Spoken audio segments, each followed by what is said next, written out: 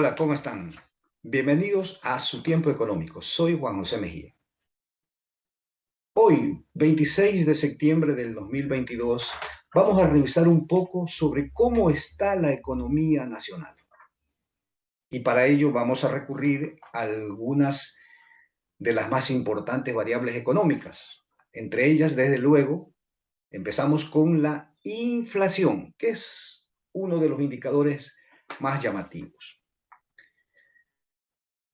De acuerdo a los datos oficiales, la inflación en nuestro país no representa un mayor problema. Al menos eso es lo que dicen los datos del Banco Central. Si nos remontamos 10, 15 años atrás, vemos que la inflación ha tenido un comportamiento bastante tímido.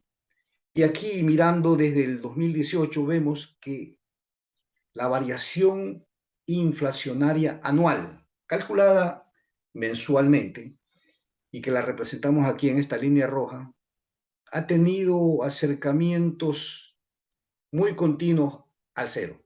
En algunos casos, incluso en el 2020 y en parte del 2021, la variación inflacionaria estuvo por debajo de la raya, lo cual nos llevó a una situación de franca deflación, es decir, lo contrario a la inflación. Y es recién, ya a fines del 2021 y desde luego en los inicios del 2022, con la crisis geopolítica, la caída en el precio de las materias primas, la recesión mundial, que la inflación empieza a crecer bastante, hasta alcanzar niveles del 4,23%. Pero ya en agosto la inflación ha declinado, ha menguado, porque así está sucediendo también en nuestro entorno regional. Esa es la inflación. En cuanto a otra variable importante, que es la del Producto Interno Bruto, que aquí la presentamos en términos trimestrales, las barras amarillas. Notamos también que el Producto Interno Bruto en nuestro país tampoco es una variable que se ha comportado con demasiado dinamismo. Aquí notamos que incluso a fines del 2019, todavía no empezaba la pandemia, ya tuvimos nosotros una caída del 1,4% en el Producto Interno Bruto. Notemos que en los años y en los meses anteriores el PIB había estado muy restringido. En el 2020, ya con la pandemia encima, se produce inicialmente una caída de 1 punto en el Producto Interno Bruto trimestral. Pero es en el segundo trimestre en que el PIB sufre una caída estrepitosa, 12,1%, acumulando más de 13 puntos de caída en la primera parte de la pandemia. En los dos trimestres de ese año, en los dos trimestres subsiguientes, el Producto Interno Bruto sufre una recuperación, pero durante la segunda parte del 2021 y a inicios del 2022, el Producto Interno Bruto, consecuente con la crisis económica que agobiaba al planeta y que sigue agobiando todavía, tuvo una preocupante reducción. Entonces allí tenemos estas dos importantes variables, PIB e inflación. Y podríamos hacer una primera conclusión de que una baja inflación y un PIB menguante son características consustanciales con un sistema rígido como es el de la dolarización. No solamente porque la teoría económica lo dice, sino porque también las características de una economía dolarizada llevan a que la restricción en el circulante inhiba el consumo de la población.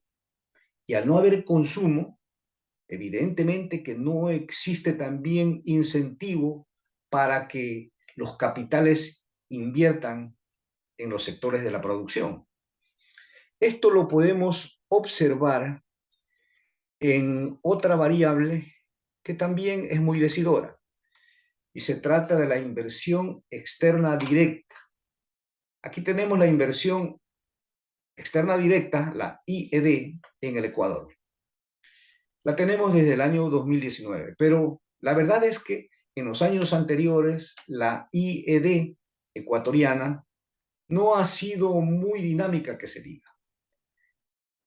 Mientras en algunos países vecinos la inversión externa directa recoge capitales de 8.000, 10.000, 15.000 millones de dólares y hasta más, en nuestro país la IED, las inversiones extranjeras, no han rebasado el límite de los 1.000 millones de dólares anuales. Incluso, como podemos nosotros observar en los últimos meses, se ha producido una reducción muy preocupante de la inversión externa directa. En el año pasado, en el 2021, la IED no llegó a los 600 millones de dólares y en este año, tenemos los datos del primer trimestre del 2022, la inversión externa directa ha sido apenas de 138 millones de dólares. Si esto lo proyectamos a los 4 trimestres del año, al año total, podemos concluir, si no pasa alguna otra cosa, que la inversión externa directa estará en alrededor de 500 millones de dólares. Escalofriante. No hay inversión en el Ecuador. Pero la falta de inversión no solamente tiene que ver con los bajos niveles de producción, sino también con el comportamiento de otros sectores, como por ejemplo lo que se da a nivel del sistema monetario, un comportamiento asimétrico. El sistema monetario, el sistema financiero en nuestro país tiene unas particularidades que preocupan, sobre todo en lo que tiene que ver con las tasas de interés. En el Ecuador, como podemos observar, las tasas de interés han venido bordeando el 9%, pero me refiero a las tasas de interés básicas, la referencial básica, porque en algunos sectores la tasa de interés activa en el Ecuador ha alcanzado niveles del 16, 18, 20, 25% en algunas partes. Es comprensible que en una economía frente a elevados niveles de inflación existan altas tasas de interés, porque de esa manera es que se trata de compensar la pérdida del poder adquisitivo del dinero.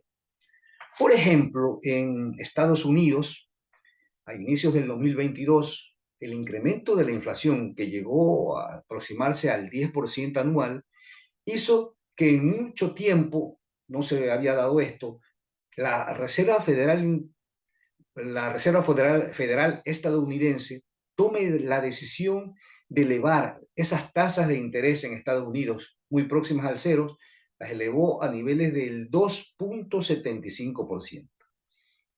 Y la respuesta a este incremento de las tasas de interés ha sido que en Estados Unidos la inflación ha comenzado a menguar. Algo similar ha sucedido en otros países, por ejemplo, en Chile, con inflaciones próximas al 15%, las tasas de interés llegaron a ser de hasta del 8%. En Colombia, estoy hablando de países vecinos, la inflación del 9% llevó las tasas de interés en ese país a niveles cercanos al 7%. En Argentina ni hablar, pues no, con una inflación endémica en ese país, las tasas de interés bordean el 65%. Entonces, insisto, ¿no? En países con altos niveles de inflación se entienden tasas de intereses altas. Pero en el Ecuador hemos estado con inflaciones cercanas al cero. Solamente la excepción de inicios del 2022. Pero en cambio no es posible, no se puede concebir con una economía que ha vivido con tasas de inflación sumamente bajas, existan tasas de interés que en el caso del consumo, revisen sus tarjetas de crédito, estamos entre el 16 y el 17%.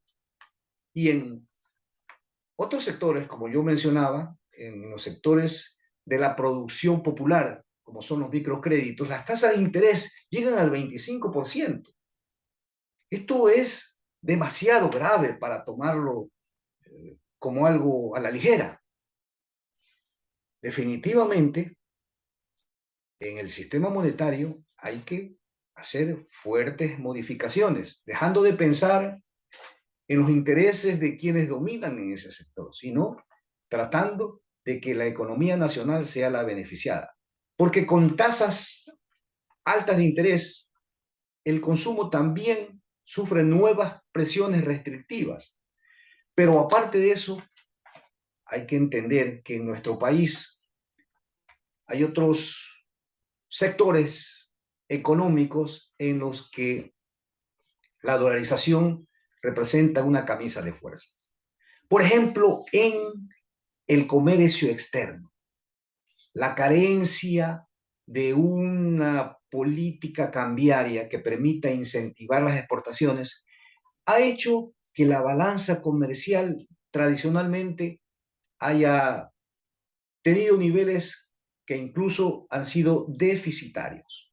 En los últimos años, de alguna manera, sí ha habido un saldo positivo en la balanza comercial, pero no nos alegremos, no ha sido tanto porque la economía ha sido productiva, sino por los precios del petróleo. Porque si revisamos la balanza comercial no petrolera en nuestro país en el último año, fue de aproximadamente 1.100 millones de dólares en términos negativos. Y si a esto le sumamos el hecho de que tenemos unas cuentas fiscales con grandes problemas, con un continuo déficit en el presupuesto general del Estado y con una deuda externa creciente, que es con la que se trata de suplir la escasez de circulante, una deuda externa que en algunos momentos está llegando ya al 60% y que hace que grandes cantidades de dinero deban destinarse al servicio de la deuda externa, desatendiendo los sectores sociales. Es obvio pensar que en nuestra economía ecuatoriana las cosas no están marchando bien.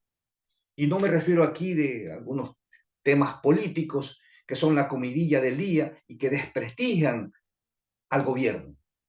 De tal manera que con esta política económica que se está impulsando, no es algo descabellado pensar que el desempleo siga latente e incluso se siga incrementando y que las tasas de pobreza tiendan a aumentar. Sobre eso vamos a hablar en una próxima ocasión. Muchas gracias.